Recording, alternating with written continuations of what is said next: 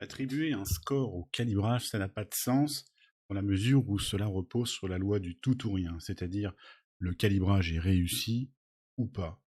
Et par exemple, accorder un pourcentage de réussite, comme cela peut se voir sur certains logiciels, comme par exemple après le calibrage, voir un pourcentage affiché en haut à droite pour dire 50% ou 100% à gauche, c'est une information qui n'apporte rien,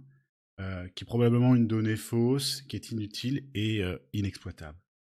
Les seules informations intéressantes sont celles qui vous informent au sujet du niveau d'attention de la personne qui est potentiellement utilisatrice, car les deux critères de succès du calibrage sont avant tout la position du patient,